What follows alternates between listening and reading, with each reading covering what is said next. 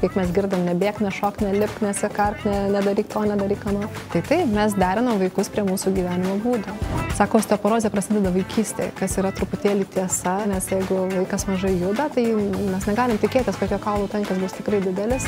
Kaulų tankis formuojasi maždaug iki 20 metų ir tai yra pats intensyviausias periodas, paauglystė yra pats intensyviausias periodas ir nuo 20 metų iki 30 kaulų tankis po truputėlį, bet jau labai lėtai didėja, o nuo 30 metų iki 40 jau jisai praktiškai nesikeičia, po to pradeda tik mažėti. Tai jeigu mes vaiką jau leidžiam į sportą ir linkim jam karjeros tame, ar ne, tai tada parinkim tokį sportą, kad jisai galėtų pagal savo anatomiją ir morfologiją tuo sportu užsiimti ir saugiai tą daryti. Taip pat svarbu, kad tame sporte vaiką lydėtų sąmoningi treneriai. Šiandien kalbėsime su vaikų gydytoja ortopedė traumatologė Raimonda Valaikaitė. Tai Raimonda, kodėl pasirinkote vaikų ortopediją, o ne suaugusių ortopediją? Tai jeigu trumpai tariant, tai vaikai turi daugiau perspektyvų. Ne, jie tiesiog yra gyvesni, jie kitaip supranta savo susirgimus, ar ne, jie yra ligoniai tik tol, kol yra ligoniai, o po to jie labai motyvuoti judėti, ar ne. Aš šiaip visada galvojau, kai galvojau, kad būsiu gydytoja, žinau, kad būsiu vaikų gydytoja. O paskui taip palaipsniui atėjau iki ortopedijos ir tada liko vaikų ortopedija. Sakykit, gyvenimo pradžia, karjeros pradžia, ne gyvenimo pradžia buvo Šveicarijoje. Gal galite šiek tiek pasidalinti tą patirtimi, kodėl ta šalis ir kom ta šalis skiriasi nuo Lietuvos ar kokia gydymo praktika? Kodėl būtent Šveicarija? Tai gal todėl, kad aš esu prancūzakalbė, aš moku prancūziškai, tai buvau ir Prancūzijoje ir tada važiavau į Ženevą, nes tai yra prancūzakalbis miestas, prancūzakalbė Šveicarijos dalis. Ir tuo metu, kai aš išvykau, važiavau pas Europos vedančius ortopedus traumatologus, tai buvo suaugusių ortopedijos traumatologijos draugijos prezidentas, ar ne, važiavau į jos skyrių pirmiausia.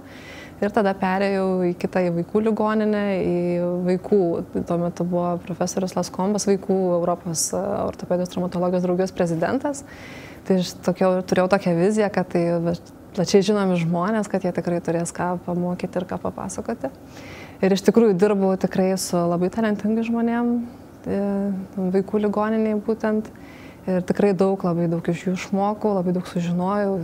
Dalis iš jų buvo tikrai vedančių Europai, gal net visam pasaulyje, ar net tas pats profesorius Laskombas, kuris yra vienas iš tų, kurie įdirbo tas Nancy Vinis, kuriam dabar operuoja didžioji pasaulio dalis, ar ne, vaikų lūžis, kuris buvo toks perversmas vaikų ortopedijoje. Labai geros darbo sąlygos, ar ne, Šveicarijoje, nes naujausios technologijos, jeigu jos kur ir yra, tai universitetinėse ligoninėse Šveicarijoje, ar ne, labai prieinamos, labai daug galima dirbti inovatyviai. Tas mane irgi labai domino sužinoti. Kita vertus, tai tiek Šveicarijoje, tiek Lietuvoje, nes Šveicarija nėra kita planeta ir Šveicarijoje vaikai taip pat serga tokiam ligom, kaip serga Lietuvoje, turi tokias pačias sveikatos problemas.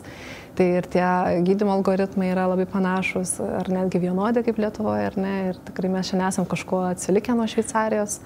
Kas yra svarbiausia vaikų raumenų kaulų sistemos vystyme? Dažnai girdžiu šitą klausimą ir iš tėvų, ir čia taip visai dar neseniai savo susidėliojau, ar ne, kad tikrai turėčiau atsakyti tokį sklandų atsakymą tėvams, tai išsiskyriu 5 punktus, ar ne. Tai pirmiausia, prieš pradedant kalbėti konkrečiai apie raumenų ir skeleto sistemą, tai reikia paminėti, kad nelabai manoma išskirti tokią vieną sistemą, paimti iš organizmo ir dabar kalbėsime apie ją, ar ne, vis tik tai yra visas žmogus su visom savo sistemom. Tai kas yra gerai visam kūnui, tai gerai raumenų skeleto sistemai ir atvirkščiai, ar ne, kas yra gerai raumenims ir kaulams, tas yra gerai tavo visam kūnui.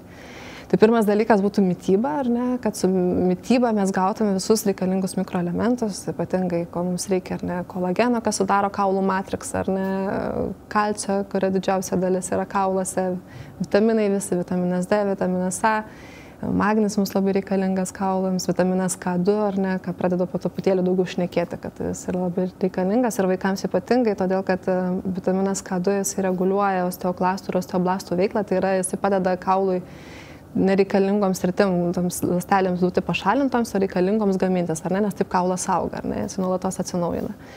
Tai, o kaip gauti visus tos mikroelementus mums reikalingus, tai geriausia yra tą padaryti su mityba, ar ne. Tai mityba yra svarbu ir kaulam, raumenim ir visom kitom sistemom. Tada antras dalykas būtų turbūt grynas oras ir saulė, ar ne, kur mes daugiausia gaunam vitamino D, kuris yra labai reikalingas, jisai dalyvauja kalcio absorpcijoje ir to kalcio padėjime į kaulus būtent, ar ne.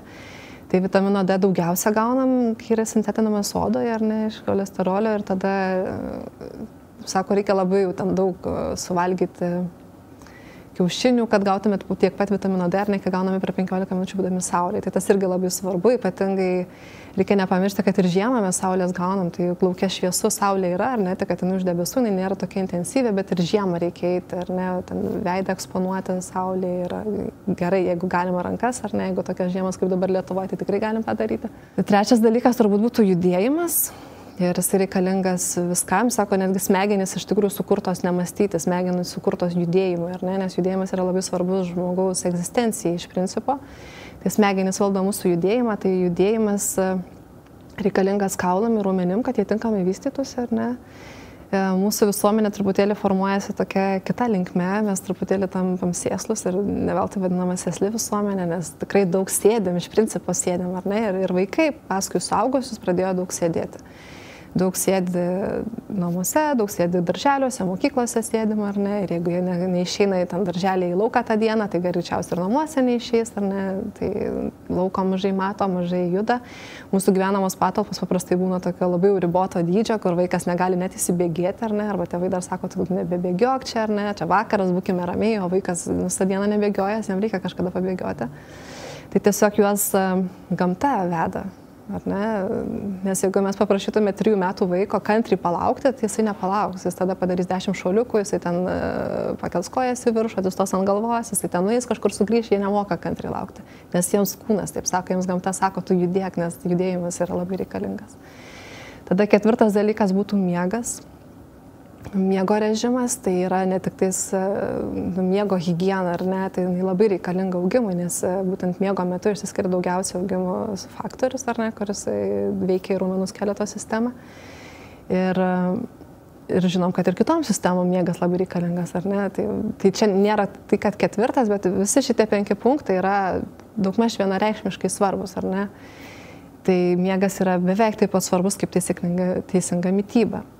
Na ir 5 dalykas, kas gal truputėlį bus toks labai mažai aptarinėjimas ir gal truputėlį gali nustebinti, tai 5 dalykas yra saugumas.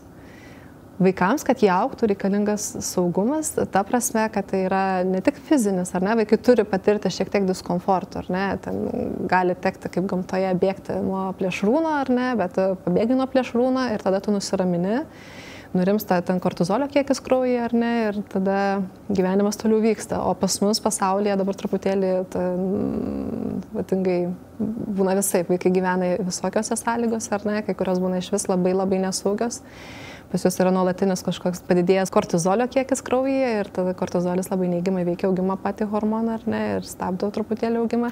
Mes nežinom, sako, augo tokiom sąlygom, labai baisiom ir blogom, ar ne, ir vis tiek užaugo, bet mes nežinome, kaip tas žmogus būtų užaugęs, ar ne, kitom sąlygom. Tai va, tas psichologinis komfortas yra tikrai labai svarbus. Ir yra, ortopedai žino, ir tokios Hario linijos, kažkada toks mokslininkas Haris jas nustatė, tai yra, mes matom, kada vaikas kauluose, atlikę kaulų rentgenogramą, gali matyti, kada vaikas patyrė stresą savo gyvenime, ar ne, didesnį. Ir anksčiau... Atsiprašau, net ir psichologinį stresą patyrus... Psichologinis stresas, stiprus psichologinis stresas irgi gali matytis. Vieniems matosi, kitiems ne, bet kartais matom, ar ne, padarę rentgenogramą, kad yra tam tikros kaulė, tam tokios baltesnės linijos, ar ne, tos vadinamos Hario linijos. Vadinasi, kad tuo metu vaiko gyvenime, kaip ankstesniais laikais, tai gal būtų badas, ar ne, trunkantis, kažkokios baisios lygos, labai ilgai serga lygos, ar ne, iki dabar pat, jeigu yra sunki liga, jinai gali paženklinti kaulus. Tai tuo metu stoja kaulo augimas.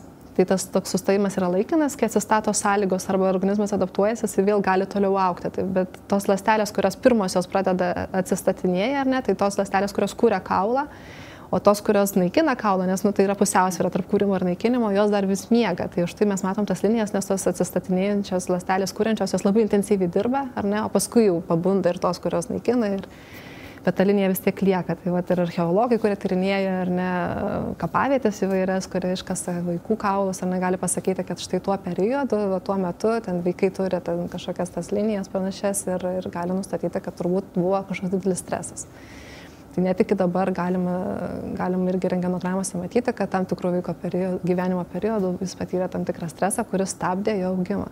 Taip apibendrina, tai tie 5 punktai, ar ne, tai yra mityba, vitaminas D, kuris gaunamas iš saulės, ar ne, tada fizinis aktyvumas, miegas ir toks socialinis psichologinis saugumas. Tai gal apžvelkime trumpai kiekvieną vaiko augimo periodą. Tai pradėkime gal nuo kūdikystės, kas yra svarbiausiai tėvam, ką atkreipti dėmesį kūdikystėje. Kūdikystėje tai vis tiek prasideda gimimu, ar ne, ir gali prasidėti kažkokiam įgimtom problemom. Tai dažniausiai jos būna diagnozuojamos, ar ne, arba diagnozuojamos ten per kelias mėnesius ateinančius, ar ne. Bet kadangi gimdymai dažniausiai vyksta ligoninėse, kūdikis patenka naujagimis tiesiai į gydytojo rankas ar ne gydytojai, tikrai daug problemų gali matyti. Dabar turim ir prenatalinę diagnostiką labai gerą. Bet tarkim gali matyti, ar ne, jeigu vaikas gims su šleivomis pėdomis, mes jau tada būnam aptarę su šeima, kas tada bus, ar ne, ir šeima ir visi žino, ko mes čia laukiam ir kas toliau vyks. Tai va tos įgimtos visos patologijos. Tada yra įgimtų patologijų, kurios nesimato iš karto, ar ne, tai dėl to reikalingas, tarkim, klubų displazijos skryningas, kur mes atliekam ultragarsinį tyrimą ir tada pasižiūrim su ultragarsu, ar ne, klinikinis ištyrimas derinamas su ultragarsu ir tada galim nustatyti, tai čia jau maždaug 3 mėnesių amžių jau turėtume turėti diagnozę, ar ne, ar yra to klubų displazija, ar ne, nes tada gydymas labai priklauso nuo to. Tada pėdučių problemos, ar ne, vaikas pradeda augti po truputėlį, ar ne, pradeda vertikalizuoti, stotis, pradeda vaikščioti ir tada visi pamato, kad tas vaikas plokščiapadis, ne, bet tai yra visiškai natūralu, nes tos pėdos dar nepatyrė krūvio, ar ne, jos negali tada turėti skliauto, ar ne, ir būti išsivystę, nes jos niekada negavo tokio krūvio, kokį gaus visą likusį gyvenimą, tai joms reikia tokio periodo adaptacijai, ar ne? Todėl sako, kad, pavyzdžiui, pėdų skliautais vystosi iki 6 metų amžiaus. Tarkim, iki mokyklos vaikas dar gali būti plokščiapadis. Tokia yra populiari teorija, bet aš vis galvoju, kad mes turime matyti tą teigiamą eigą, ar ne, kad tas skliauto formavimas jis vyksta, nes jeigu 6 metų vaikas yra vis dar plokščiapadis, tai na, jau praėję tie 6 metai, ar ne, tai jau turbūt to vystymasis yra lėtesnis ir jau galbūt čia galutinis rezultatas, ar ne. Aš visada mėgstu sekti tuos vaikus, ar ne, pasižiūrėti, jeigu aš įtariu, kad ar genetiškai, ar ne, arba tai yra kažkokios priežastys, dėl kurių aš matau, kad galbūt tas vaikas bus plokščiapadis, aš juos seku tada kas metus, kad laikui esant būtų galima paskirti kinesterapiją, paskirti skliauto struktūrų stiprinimą, pado struktūrų stiprinimą, blauzdos struktūrų stiprinimą, kad padėti vaikui vystytis, ar ne. Tada turbūt sekantis etapas būtų, kai vaikas išeina į mokyklą, mes jau žinom plokščiapadis, neplokščiapadis, jau kažkas to pasirūpino ar ne, arba ten reikia gydymo arba nereikia. Ir tada prasideda problemos laikysenos. Ne, ir tada vaikai dažnai užsideda kuprinės, dažnai jos sveria daugiau negu turėtų sverti, tai kuprinė turėtų sverti pakrauta 10% vaiko kūno svorio, ne daugiau. Jis turi būti nešama visada ant abiejų pečių, geriausia, jeigu dar yra krūtininis ir juosmeninis užsegimai, ar ne, kad nukrauti svorį nuo pečių. Pradinukai dar laikosi šitų taisyklių, bet kuo vaikas vyresnis, tai tuo tada atsiranda ir nebe kuprinės, rankinės įvairios, ar ne, kurios nešamos ant vieno peties ir panašiai, tada atsiranda laikysenos problemos. Jos sąlygotos ne tik tai kuprinių, bet ir to nuolatinio sėdėjimo, ar ne, jeigu vaikas nėra sportiškas ar daug nesportuoja, nes labai daug dalykų pas mus vyksta priekyje, viskas gyvenimas vyksta priekyje, ar ne, tai mūsų pečiai eina į priekį ir dar įsidėjom į rankas, ne tik tais, kad šaukštą ir šakutę, ar ten siuvinėjom, rašom priekį, bet dar į telefoną žiūrim, su kompiuteriu dirbam. Ir labai daug yra tokio disbalanso, ar ne, jeigu mes tada priekiniai pečių raumenys trumpėja, tada yra nepakankamumas tarp metinių raumenų, ar ne, ir jeigu su tuo nedirbama, tai nėra ko norėti, kad tos laikysenos bus taisyklingos.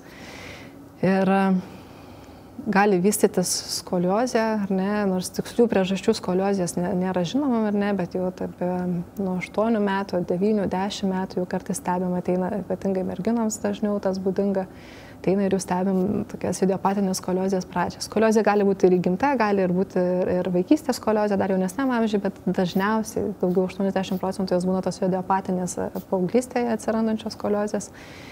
Tai tėvai irgi turėtų atkreipti dėmesį, jeigu vaiko pečių lygis nevienodas ar ne, jeigu ypatingai vasarą, kai apsirengia vaikas ir maudymosi kostiumėlį ar ne, jis lenkiasi į priekį, jeigu atsiranda kupra vienoje pusėje, kitoje jos nėra, arba yra talijos trikampiai nebevienodi ar ne, tada geriau keliauti pasitikrinti pas šeimos gydytoją arba pas ortopedo traumatologą. Bet turbūt geriausiai yra kiekvienais metais ateiti pasitikrinti pas gydytoją traumatologą, kad suprasti, ar taisyklingas yra vystymasis. Gal nebūtina pas traumatologą, tam ir yra tos prieš mokyklą, ar ne, sveikatos patikros, mūsų šeimos gydytojai yra tikrai, ar šeimos gydytojai ar pediatrai tikrai yra puikūs ir jie tikrai gali, ar ne, laikyseną įvertinti. Labai dažnai tikrai gaunam siuntimų iš šeimos gydytojų, kad siunčia su minimalus laikysenos pokyčiai, bet jie jau siunčia, vadinasi, jie mato juos, ar ne, jie įtaria, kad galbūt kažkas ne taip, jau eikite tikrintis, ar ne. Tai gal visiems ir nereikia, jeigu viskas yra tvarkoje, ar ne, jeigu, pavyzdžiui, vaikas sportuoja, prižiūrimas trenerių, ar ne, kas irgi dar yra papildomas saugiklis truputėlį tom visom gimtom gyvenimo eigai deformacijom, tai gali ir nesilankyti pas ortopedą, bet tokia šeimos gydytojo priežiūra kasmetinė, tai tikrai būtina. Tai gal plačiau pakalbėkime apie kūdikio klubų displaziją. Kodėl taip atsitinka, kaip dažnai atsitinka ir kokios sąlygos tai lemia? Tai klubų sąnarių displazija, tai čia vienas iš tų dalykų, ko mes ieškam. Jeigu kūdikis ateina pas ortopedo traumatologą, tai mes visada ištiriam dėl šito, ar ne? Tai čia toks labai svarbus aspektas yra. Kodėl taip atsitinka, tai moksliniai tyrimai išskiria dvi pagrindinės priežastis. Tai pirmoji yra genetika, ar ne? Jeigu kažkas artimoje šeimoje giminėje turėjo tą, tai gali būti. Bet kaip tą genetiką nustatyti, jeigu tais turbūt prieš 20 metų tų nustatymo būdų buvo netiek daug. Sunku iš tikrųjų nustatyti, bet jeigu yra įgimta klubo sąnario displazija, tai reikia įsivaizduoti, kad tai priklausoma nuo jos laipsnio, ar ne, tai jeigu yra, kad ir nedidelė displazija, bet tas sąnarys jau nebefunkcionuos normaliai. Ir tada jaunas žmogus jau patiria klubo sąnario skausmų, ar ne, arba visai jaunam dar kokiam įdedamas protezas, 30, 40, net ir 50 metų dar visai jaunas žmogus klubo sąnario protezui. Vadinasi, turbūt buvo kažkokia displazija, ar ne, kuri išsivystė artrozę, nes sąnarys turi turėti tam tikrą tinkamą biomechaniką, kad jis tinkamai funkcionuotų visą žmogus gyvenimą, arba iki jo senatvės bent jau, ar ne. Tai jeigu jis anksčiau sudyla, tai vadinasi, yra priežastis, dėl ko taip atsitiko. Tai genetinių tyrimų tikrai turbūt ir nėra ir niekas nedaro jų, bet nustatyta, kad tai jeigu buvo mamai ar ne, tai ar seseriai, tai jau reikia ieškoti pas tą naujagimį klubo sąnario displazijos, o kita priežastis, kuri irgi yra dažniausia, tai yra sėdmeninė pirmėga gimdoje, ar ne, tai jeigu vaisius visą laiką sėdi gimdoje, ar ne, tai jo klubai patiria nenormalų krūvį, ar ne, yra šlaunikulių padėtis netinkamos ir tada užduobė ir šlaunikulio galva, jos neturi tinkamo kontakto, kad užduobė tinkamai susiformuotų. Paprastai šitos displazijos, jos yra lengviau gydomos, ar ne, tos, kurios yra dėl sėdmeninės pirmėgos, nes vos tik tais kūdikis gimsta, ar ne, jau nebėra tos netinkamos padėties, ar ne, jis išsilaisvina, tada užduobė su šlaunikulio galva, jau tos užima tinkamas pozicijas, ar ne, ir ten jau gali gyti natūraliai. Jeigu yra genetika, tai yra sudėtingesnė atvejai, ar ne, nes prieš genetiką kovoti, tai yra ką veikti, ar ne. Kažkada buvo manoma, kad tarkim daugiavaisis nėštumas, ar ne, irgi yra todėl, kad tie vaisiai, 2 vaisiai, 3 vaisiai besivystantis, jie neturi pakankamai vietos, todėl galbūt jų kažkuris klubo sąnarys kenčia, ar ne, negali tinkamai vystytis, bet paskui mokslas pasakė, kad turbūt, kad ne, ar ne, jie neturi didesnės rizikos turėti klubo sąnario displaziją negu bendroji populiacija. Taip pat buvo manoma, kad mamos, kurios yra pirmakartės gimdančios, ar ne, didesnio svorio vaisius besivystantis, taip pat tos, kurios labai mėgsta sportą, labai daug sportuoja ir kurių pilvo sienos tonusas yra labai didelis ir kur gimda augdama negali tinkamai plėstis ir nesukuria pakankamai vietos vaisiui vystytis, tai irgi klubų sąnariai galėtų galbūt hipotetiškai patirti kažkokį krūvį netinkamą ir nesivystyti taip, kaip reikia. Bet tas irgi truputėlį ten buvo kalbama apie tai, bet jau mokslas truputėlį atmetė, tai dabar liko genetika, ar ne, ir ta sėdmeninė pirmėga. O sakykit, mergaitėm, berniukam nėra tokio dažniau nustatoma mergaitėm, bet gali būti ir berniukam, čia tikrai neatmetam, todėl kad berniukas, tai dabar nebetirsim tikrai. O sakykit, kokia eiga, jeigu viskas priežiūroje gydytojų, turbūt sėkmės rezultatai yra labai geri? Labai priklauso nuo displazijos laipsnio, ar ne? Tai paprastai tai būna kažkokia nedidelė laipsnio displazija, tai yra dažniausios displazijos. Jeigu mes jas nustatom pakankamai anksti, mes galim gydyti konservatyviai priemonėm ir tikrai pakankamai draugiškom vaikui. Ir jo labiau, jeigu tas kūdikis, jis dar nelabai ir suvokia, kaip tas pasaulis turi funkcionuoti, jam svarbu, kad jisai turi šalia mamą, tėtį ar ne, saugų asmenį, yra pavalgęs ir sausas, ar ne, ir truputį gali vystytis, tai jam ten, jeigu mes uždedam įtvarą, ar ne, tai jis per daug ir labai tai nereaguoja. Kitas atvejis, jeigu mes 1 metų vaiką pradedam gydyti įtvarais, ar ne, jisai gali jau pradėti priešintis, ar ne, tai visai šeimai tampa sudėtingesnė tokia problema.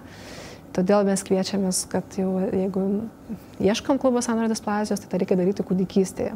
Kitas dalykas, tai yra kūdikiai gimsta, jie būna daugiau kaulinio audinio, jie būna kremzlinis audinys, dar ne kaulinis, ar ne, ta pati šlaunikaulio galva, gūžduobė dar nebūna tiek sukaulėjusios, ar ne, būna labai minkštos ir mes tada norim kažką padaryti su jomis, gydyti, ar ne, statyti tinkamą poziciją, kad jos viena kitą ten gūžduobė trindama tą šlaunikaulio galvą formuotų tinkamai, tai tą irgi daryti reikia tada, kada yra tam laikas, ar ne, maždaug iki 3 mėnesių amžiaus.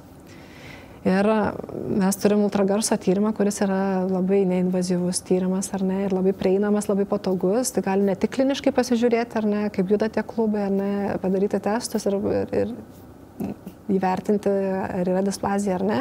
Bet ultragarsas mums yra labai gera priemonė, tokia papildoma, bet ją galima naudoti iki 6 mėnesių, ar ne. Po to pradeda kaulyti, ten šlaunikaulio galva, audiniai, tai jau kaip ir nebetinka tas tyrimas. Todėl visada toks langas yra, tarkim, nuo 6 savaičių iki 3 mėnesių ir mes tada laukiam kūdikių, ar ne, kuriems galimai įtariama to klubo sąnario displazija, kad galėtume jiems diagnozuoti arba nediagnozuoti, jeigu diagnozuoti, tai pradėti gydyti. O sakykit, kalbam apie vaikų judėjimą, o tai kiek reikia vaikui judėti per dieną? Ar galim tai vardinti kažkokiais žingsniais, ar judesiais, ar valandomis? Na, žingsniai tai čia dar atskira istorija, ar ne? Tai 10 000 žingsnių toks labai populiarus mitas iš tikrųjų. Tai vaikai iki mokyklinio amžiaus, tai juos reikia stebėti, jie juda be galo daug. Tai mes galim sakyti, nors valanda per dieną, bet tai čia yra derinta prie mūsų visuomenės ir mūsų gyvenimo būdo. Bet tai ne, maksimaliai tiek, kiek vaikas nori judėti, ar ne? Jie dar nesėdi klasėje suoluose, tai jeigu jis tuo metu nori judėti, tai leiskim jam judėti, ar ne? Nestabdykim, nes grindys slidžios ar sienos ten per švarios, ar ne, neliesk sienų, kad nebūtų tokių taisyklių, ar ne, vaikas juda tiek, kiek nori, mes sudarom jam sąlygas. Būtinai išvykti į gamtą, ar ne, į mišką, tada, kur visiškai nėra ribų. Jis tikrai neįlips į medį ten iki 3 aukšto, taip nebus, ar ne, bet jis pabando lipti į medį. Namie medžių nėra, bet sudarykim jam kažkokių sąlygų, papildomų kliučių, kad jisai natūraliai vystytųsi, ar ne, tai čia toks sekimas gamta. Po to jau natūralu, vaikai išeina į mokyklą, jie pusę dienos prasėdi. Pabėgioja per pertraukas, bet irgi su tam tikrom taisyklėm, ten negali bėgti ten, negali daryti to, ar ne, vis tiek kažkas prižiūri. Jau kažkiek mes juos apribojam, ar ne, tai grįžęs vaikas namo vis tiek turėtų tada turėti tos laisvės, ar ne, tai jeigu namuose jos nėra, ten patalpose, tada laukas, kiemas, kažkas, kad nors valandą tada tokio mokyklinio amžiaus vaikas kasdien turėtų laiko pabėgioti. Tai bet turbūt, kalbant apie tą saugumą, tai šiuolaikinėje visuomenėje yra labai svarbus saugumas ir tėvai turbūt negali vienų palikti lauke vaikų dėl jų saugumo. Tai ar nėra taip, kad vaikai juda tiek, kiek tėvai juda? Taip ir yra. Visiškai taip ir yra, nes kaip mes girdam, nebėk, nešok, nelipk, nesikark, nedaryk to, nedaryk ano. Tai taip, mes derinam vaikus prie mūsų gyvenimo būdo. Bet tai yra truputėlį natūralu, nes, na, ir gamtoje, ar ne, tai jeigu liūtas guli, jis pavalgęs, jis guli, jis nesiduoda kaip liūtukai ten, ar ne, aplinkui jį, tai natūralu. Žmogus kūnas augdamas, jisai daug įgūdžių įgyjęs, ar ne, jau jam kažko nebereikės, jau jisai pabėgs nuo plėšrūnų, jau susimedžios, ar ne, jau jis šio to nebesimoko, jis taupo energiją, nes jam gali čia tekti bėgti, ar ne, čia reikėtų susimedžioti. Tai mūsų industrinė evoliucija, ar ne, žmogaus evoliucija vyko labai greitai, bet mūsų kūno evoliucija ir sąmonės evoliucija nevyksta taip greitai, tai mes truputėlį esam tokie laukiniai vis dar, ar ne. Tai esam linkę taupyti energiją ir saugoti ją, ar ne? Ir tas matosi visuomeniai, nes visuomenė prisaugojusi daug energijos tunka, ar ne? Ir truputėlį gal vakaruose dabar daugiau kalbam, ar ne, kad vakaruose didesnė dalis populiacijos turi antsvorį ar viršsvorį ar nutukimą, o pas mus irgi tas atsiranda, ar ne? Ateina vaikų konsultacijas paauglių, kurie jau turi svorio problemų. Ir jie neteina todėl, kad turi svorio problemų, jie ateina, nes turi antrinių problemų, kurios sukėlė svoris. Tai mes vaikus taip priderinom prie šiuolaikinio visuomenės gyvenimo būdo. Nors iš tikrųjų tai pabūti lauke ir pabėgioti, tai reikėtų ir saugusiam. Tai nepalikim bet kokio amžiaus vaiko lauke, eikim kartu, nes mūsų kūnams to reikia. Dar jeigu sugrįžti apie sveikus kaulus, sakykit, teko girdėti, kad šokinėjimo, judesiai, tas aktyvumas suformuoja mūsų kaulų tankį, kurį mes turėsime savo likusį gyvenimą. Ar tai tiesa? Taip ir yra, nes kaulų tankis ypatingai didėja paauglystės metais, ar ne? Tai paaugliai, kurie dabar pas mus yra sėsliausi, iš tikrųjų turėtų būti eikliausi, ar ne? Daugiausia šokinėti, bėgti, ar ne? Daryti visokius pratimus su svoriais, ar ne? Kad tie kaulai gautų krūvio. Nes kaulų tankis formuojasi maždaug iki 20 metų ir tai yra pats intensyviausias periodas, paauglystė yra pats intensyviausias periodas. Ir nuo 20 metų iki 30 kaulų tankis po truputėlį, bet jau labai lėtai didėja, o nuo 30 metų iki 40 jau jisai praktiškai nesikeičia, po to pradeda tik mažėti. Tai reiškia, ką mes turim 20 metų, tai daugmaž yra mūsų išeitinis taškas, ar ne, visam likusiam gyvenimui. Ir sako, osteoporozė prasideda vaikystėje, kas yra truputėlį tiesa, ar ne, nes jeigu vaikas mažai juda, tai mes negalim tikėtis, kad jo kaulų tankis bus tikrai didelis ir jeigu jisai 20 metais turės nepakankamą kaulų tankį, na, iki 30 jis tikrai nebegaus tiek, kiek reikia, ar ne, nes tai kaulų tankis didėja labai lėtai, o paskui tik mažės. Todėl jiems tikrai yra didesnė rizika osteoporozės senatvėje.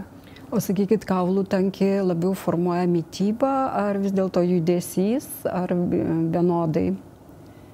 Mityba yra reikalinga, taip, mityba yra tai, iš ko kaulai formuojasi. Bet kad kaulai žinotų, kaip turi formuotis, tai yra judesys pagrindinis dalykas, ar ne, kas mums suteikia kaulams stiprumo. Kaulai netgi žino savo formą būtent dėl to, kad jie juda, ar ne, ir žino, kokias jėgas jiems reikia atlaikyti, ar ne, ir išilginės, ir gręžimo, ir sukimo, daug jėgų patiria kaulai, tik todėl jie gauna tokią formą, kokią mes įpratę žinoti, ar ne. Jeigu mes žmogų auginsim, būna tikrai tokių patologijų, ar ne, kai vaikai nevaikšto nuo gimimo, ar ne, cerebrinius paralyžius labai ryškus, ar ne, ir jie nebeauga, taip, tai ir kaulai deformuojasi, ir stuburai deformuojasi, nes tiesiog nėra krūvio. Aišku, ten dar kitos problemos, nėra tinkamo ryšio tarp raumenų ir nervų sistemos, ar ne, kas irgi dar papildomai prideda, bet jų kaulai tikrai nebus tvirti. Pakalbėkime apie sportuojančius vaikus, su kokiamis jie problemams susiduria, nes tenka į mūsų kliniką ateina vaikai, kurie ypač intensyviai sportuoja ir kokios tada jiem režimo ar priežiūros reikėtų tam sveikam vystymuisi. Sportuojantis vaikai yra atskira kategorija, ar ne, ir dar ir juos pačius galima skirstyti kategorijas, nes viena yra sportuoti 2 kartus į savaitę ir kita, kad sportuoti 6 kartus į savaitę, ir dar sportas sportui irgi yra nelygu, ar ne. Bet tikrai tenka matyti vaikų, kurie kenčia virškrūvį, ar ne, ir dėl virškrūvio atsiranda įvairūs funkciniai skausmai, ar ne, ir tada jie turi stabdyti savo karjeras, o sportuoti reikia, o laiko sveikti nėra, ir tada susidurianti ne tik su fizinėm problemais, patiria skausmą, diskomfortą, nebegali sportuoti, bet atsiranda psichologinės problemos. Tai aš nežinau, man patinka, kad kai vaikai turi tokią intensyvę priežiūrą iš patikimų žmonių, ar ne, vaikai gali sportuoti, bet pirmiausia, reikia pasirinkti tinkamą sportą, nes plokščiapadžiai krepšininkais būti gali, bet jie tikrai turės problemų, ar ne, tai jeigu mes vaiką jau leidžiam į sportą ir linkim jam karjeros tame, ar ne, tai tada parinkim tokį sportą, kad jisai galėtų pagal savo anatomiją ir morfologiją tuo sportu užsiimti ir saugiai tą daryti, ar ne. Taip pat svarbu, kad tame sporte vaiką lydėtų sąmoningi treneriai, kurie tikrai mato, kad gal šitoje vietoje mes esam stiprus, o šitoje vietoje dar silpni, ar ne, tada reikėtų gal padirbėti. Dar labai gerai, jeigu tikrai profesionaliai sportuojantis vaikai yra prižiūrimi ir sporto gydytojų. Nes jie turi akį, jie gali pamatyti problemas dar, kol jos neprasidėjo, ar ne? Nes visada lengviau yra užsimti prevenciją, negu kad paskui kovoti su problema, stabdyti karjerą, ar ne, ir tada patirti visokių kitokių iššūkių, kurie tikrai sunkus psichologiškai būna sportininkams. O šiaip kalbant, kada vaikus orientuoti į tą, ar ne, sportą profesionalų, tai irgi labai priklauso nuo sporto, nes vienas dalykas yra žaisti šachmatais, o kitas yra amerikietiškas futbolas. Ne, tai ar plaukimas, ar ne. Tai aš tikrai nerekomenduoju vaikų iki mokyklinio amžiaus jau jų kreipti į kažkokią vieną sporto šaką, ar ne. Ypatingai, kad jiems reikalingas įvairiapusis judėjimas, kad jie vystytų visas savo organizmo struktūras, ar ne. O paskui, kai pradeda lankyti mokyklą, jau tada truputėlį ir vaikas tampa sąmoningesnis ir jis gali pasakyti, ar ne, ką jūs nori sportuoti ir ko jūs nenorėtų sportuoti, kas jam patinka, kas nepatinka, ar ne, arba gali pabandyti vieną, kitą, nežinau, 5, 10, tiek, kiek reikia bandyti, kol jis suras tą sritį, kuri jam tinka, patinka ir kuris gali funkciškai pasiekti gerus rezultatus. Tam dabar yra tikrai puikios technologijos, ar ne, kur galima gauti geras konsultacijas ir funkcinės medicinos, ir eisenos analizės laboratorijos, ar ne, ir gali apsilankyti pas ortopedą traumatologą ar pas sporto medicinos gydytoją ir sakyti, aš planuočiau sportuoti, ar aš galiu tą daryti. Nes skaudžiausia, kai ateina jau ruošiasi varžyboms, ar ne, savo kažkokiam labai rimtom, jau daug įdirbio yra padaryta ir staiga dekompensuoja kažkuria organizmo sistema, atsiranda kelių skausmai, nes achilo sausgyslės labai trumpos. Arba jis bėgiojo, jo pėdos plokščias ir prasideda metatarsalgijos, arba paauglystėje kartais būna ir kokie nors jau pirmas pasireiškimas, kad tas sportas netenka, yra koks stres lūžis, jau padikaulė, ar ne. Tai aš galvoju, kad protingiausia yra nepulti stačia galva, ar ne, tiek pačiam vaikui, dažniausiai tai tėvai, ar ne, yra tie gidai, kurie vedžioja, tai pasitarti su specialistais, jų tikrai dabar yra daug. Labai dažnas tėvelių klausimas turbūt yra, kaip parinkti vaikui avalynę, tai kokios būtų jūsų rekomendacijos? Čia labai geras klausimas ir net nepasakyčiau, kad jis labai dažnas, pavyzdžiui, ortopedo kabinete, nes norėčiau šį dažniau girdėti. Nes kad ir kaip tam būtų, mūsų rinka tikrai nėra pritaikyta išlaikyti sveikatą. Tai batai, kuriuos dažniausiai randame lentynose, yra netinkami pėdai. Ir labai dažnai ateina žmonės, nes jau yra problemos, ar ne, o retai sako, kad čia dėl batų, nes ieško kažkokių įgimtų galbūt, ar ne, gal ten sporto trūksta ir panašiai, o paprasčiausiai tai gali būti batas. Tai geriausias batas yra basa pėda, tai tą visada reikia atsiminti, ar ne? Nei vienas batas, kad ir koks jis būtų išreklamuotas, kad ir kiek ten technologijų sudėtas, niekada neatstos basos pėdos, sveikai pėdai, ar ne? Ir jeigu tik galima būti be bato, reikia būti be bato. Ne, ypatingai namuose ir vaikams visada rekomenduoti, kokie pirmieji batukai, tai jau tikrai dabar reikia, ar ne? Jeigu vaikas tik pradėjo stotis, bet jis dar nevaikšto, gal nereikia. Tada geriau, jeigu taip jau nenorim vaiko laikyti visai basomis, geriau tai kojinytės, kurios turi ten tos neslystančius padukus, ar ne, bet kuo mažiau pėda supras, kad ant jos kažkas yra, nu, tarkim, batas ar ne, tai tuo yra geriau pėdai, tuo jinai geriau vystysis. Tai pirmieji batai turi būti maksimaliai vaikui leisti būti basomis ir ne tik namuose, bet ir patirti kitus paviršius. Lauke, ar ne, pievutė, plytelės, akmenukai, smėlis. Tokių sąlygų turbūt yra tai, kas gali leisti gyvenant mieste, bet to ir mūsų darželiuose yra privaloma dėvėti avalynę dienos metu. Ne visuose darželiuose, bet didžioji dalis taip, todėl kad yra priešgaisrinės saugos reikalavimas, kad vaikai būtų su avalyne ir dar tinkama avalyne irgi bet ko nepausi, kad jeigu kartais įvyksta gaisras ir vaikus reikia staiga evakuoti, kad jie visi būtų pasiruošę evakuotis ar ne ir lauke nestovėtų basom kojom. Tas yra visiškai suprantama, ar ne, tai bet geriausia, kad tie batai irgi būtų tokie minimalūs, ne, kad vaikas, jeigu darželinio amžiaus, tai vadinasi, kad jis iki mokyklinis, jie labai daug juda, jie daug stojasi, tupėsi, šokinėja, verčiasi, va, tai kad batas netrukdytų to daryti. O kad batas netrukdytų to daryti, tai jisai turėtų būti gerai laikytis ant kojos, turėtų būti pakankamai lankstus ir prisitaikantis prie pėdos. Tai vadinami tie minimalistiniai.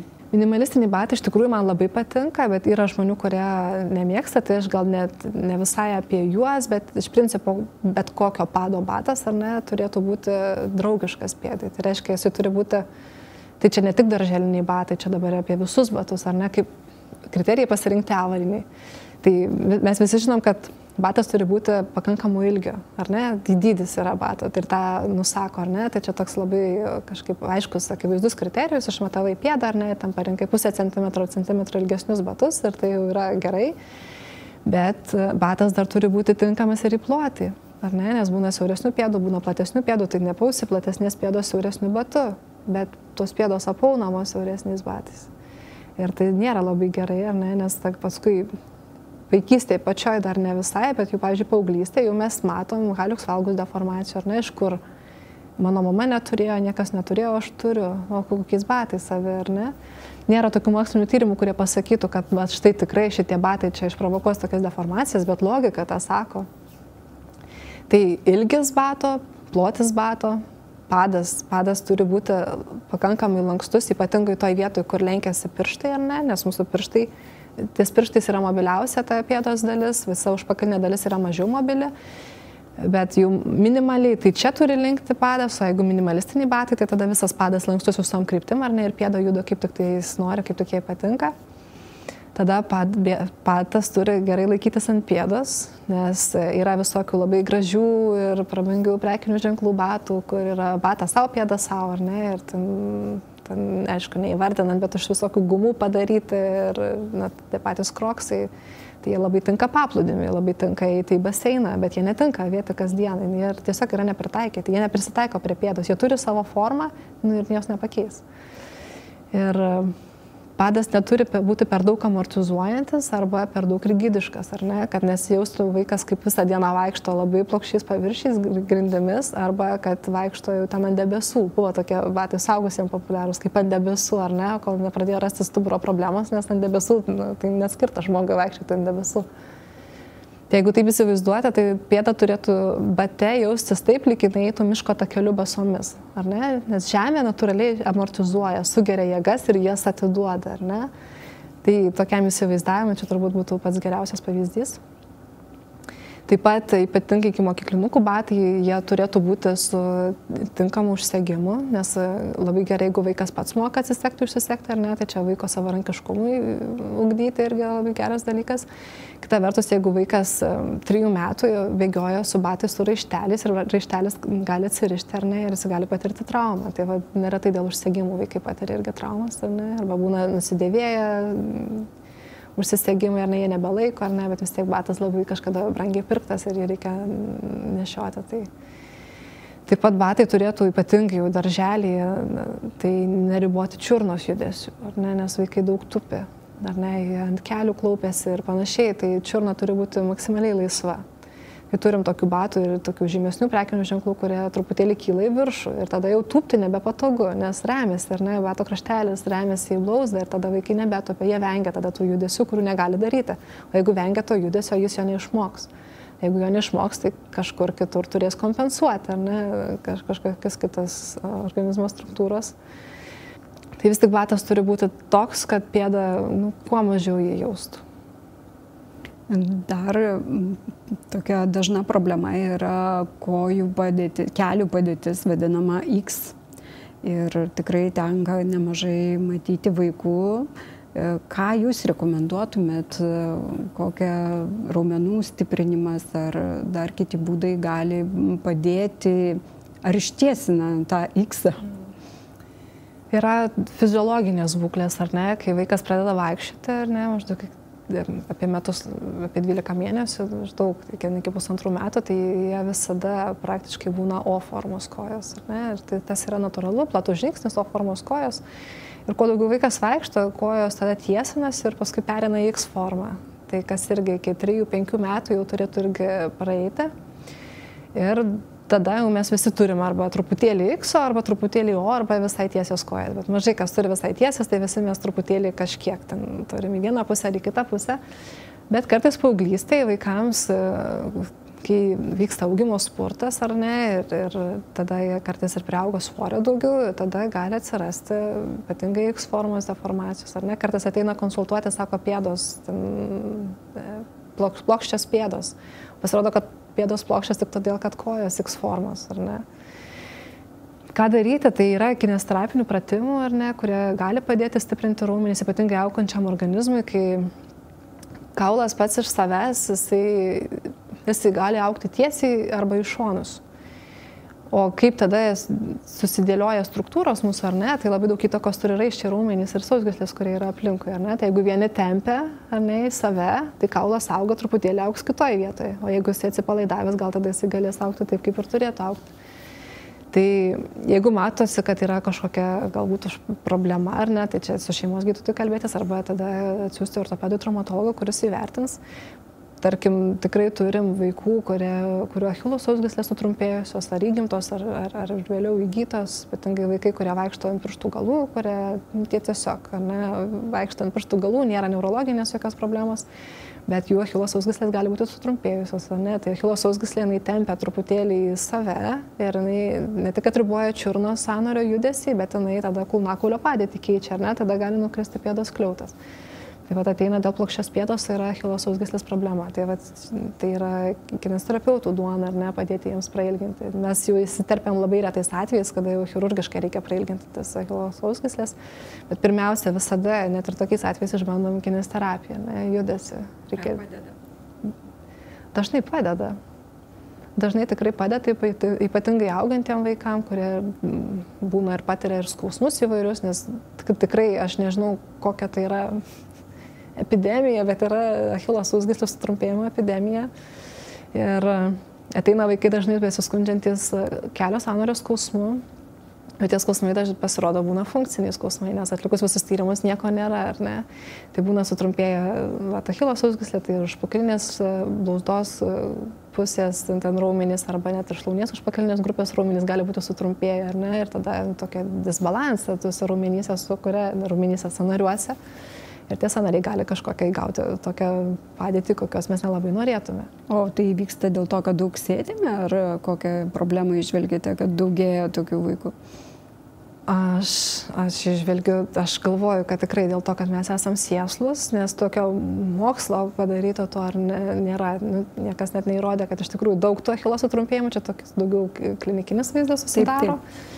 Bet sėdim mes tikrai labai daug. Netgi ir sėdim, ir tie, kurie sportuoja, ar ne, jeigu jie sportuoja, ir futbolininkų blauzdos yra labai stiprios, ar ne, achilo sausgyslės labai stiprios, bet jeigu nėra atvirkščio judesio, mes jas stiprinam, bet nepratempiam, ar ne, nu, tai ilgainiui sutrumpėja, balerinos tas pats, ar ne. Kas būtų keista, ne, atrodo labai lankščios visom kryptim, bet achilo sausgyslės gali būti sutrumpėjusios ir tada atkeliauja jau tikrai su tais antriniais skausmais, kur nerandi organinės patologijos, lieka tokia mechaninė patologija. Dar pakalbėkime apie augimo skausmus. Turbūt tėvelius neramina šitos problemos, jie ieško informacijos. Ir kokie tie periodai būna ir kaip galima vaikui pagelbėti? Tai dažnai augimo skausmai gali prasidėti jau ten ir 3-4 metų amžiuje, o dažniausiai iki 10-12 metų jau jie turėtų baigtis, ar ne? Jau mes jau paauglystėje jau nebelabai tikimės augimo skausmų, na, nebent yra labai didelis stiprus augimo spurtas, kas dar irgi būna. Bet tai dažniausiai turbūt tas nuo 4 metų iki 10 metų, tokio amžiaus maždaug vaikai atkeliauja su tais augimo skausmais. Tai pirmiausia, mes atmetam visas organinės patologijas. Ir nes labai galima daug paslėpti po augimo skausmais, ar ne, o iš tikrųjų yra kažkokia kita problema, dėl kurios ir skauda. Augimo skausmams būdinga, kad jie skauda kaip tokie nuovargio skausmai pasireiškia, ne po fizinio krūvio, būna ir naktį pažadina pacientus, jie atsikelia, ar ne, mamos dažnai sako, reikia keltis masažuoti, bet kas padeda masažuoti arba lašelis ibuprofeno. Tai lašelis ibuprofeno nepadeda šiaip skausmams, bet toks dėmesys kažkoks, ar ne, masažas, prisilietimas, ar ne, tai tos vaikus truputėlį gydo. Šeimoms, aišku, yra truputėlį našta, nes tai yra labai ilgai užtrunkantys skausmai ir gana intensyvūs pasireiškimų, nes jie gali būti kasdien, savaitę nebūti. Tada vėl savaitę kasdien. Kaip padėti? Tai pirmiausia, diagnozuoti juos reikėtų, ar ne? Tai pirmiausia, eiti pas specialistą, nediagnozuoti patiems, kad štai mano vaiko augimo skausmai, o gal tai ne augimo skausmai, o gal tai yra organinė problema, kurią mes turime spręsti ir čia ir dabar. Arba galim vaikui padėti išsivaduoti nuo tų skausmų. O jeigu jau specialistas pasakė, ar ne, kad tai yra augimo skausmai, tai tada reikėtų turėti savo ritualus, kaip tos skausmus malšinti ir kaip padėti vaikui, nes toks dalykas tikrai egzistuoja, ar ne, niekada negalvoti, kad vaikas simuliuoja, nes būna ir taip, jis čia simuliuoja, dėmesio nori, tai ne, jam skauda, turbūt, tai taip jis dėmesio nori, nes jam skauda, nes jis nežino pats, kaip su tuo susitvarkyti, jis prašo pagalbos, ar ne, o kad pagalba ir yra dėmesys, duok man dėmesio, padėk man, parodyk man, ar ne. Ir tai niekada nesakyti, kad vaikas manipuliuoja, tai eiti tikrinti, žiūrėti ir kartu ieškoti tada išeities, nes vaikus irgi tas vargina, ar ne, pasiėmė, sako, po darželio vakare jau jam skauda ir tas vakaras toks būna ne visai turiningas, kaip jis galėtų būti, ar ne, ir vaikas mažiau juda, jis daugiau gulinėja. Tai jeigu turėtum kažkokius ritualus, ar ne, tai atrasti šeimoje kartais individualius masažai kažkam, sakau, lašelis kažko, ten, ar pasikalbėti su vaiku, pabūti su juo, kartu užsiimti kažkokią veiklą, eik pabėgiosi ir vaikas neina pabėgioti, eikim kartu pabėgiosim ir žiūrėjau, jisai bėgioja, nes jisai pamiršo, kad jam skauda. Tai pabaigai, gydytoja, gal rekomendacijos tėvam, kada vis dėlto verta pasirodyti traumatologui? Visada, kai jūs siunčia šeimos gydytojas. Tai, nes šeimos gydytojas arba gydytojas pediatras yra tas pirmas žmogus, kuris mato vaiką, ar ne? Tai jeigu jam kyla įtarimų, jeigu jis nori siųsti, tai visada reikia ateiti pas mus. Toliau, jeigu patys matot, kad kažkas ne visai taip, ar ne, kažkas netvarkoja, tai pirmiausia reikia kalbėti su šeimos gydytoju, ar ne, ir jis irgi gali įvertinti ir tada atsiųs pas mus. O jeigu jau matosi akivaizdžiai, kad yra kojų deformacijos, kad yra pėdų deformacijos, kad yra krypsta stuburas, ar ne, jau tie pečiai labai prasilenkia, ar ne, talijos trikampiai pasidaro skirtingi, kažkas netvarkoja, tai geriau visada yra pasikonsultuoti, negu kad paskui bėgti paskui pasiekmes, ar ne, bandyti kažkaip jas išspręsti.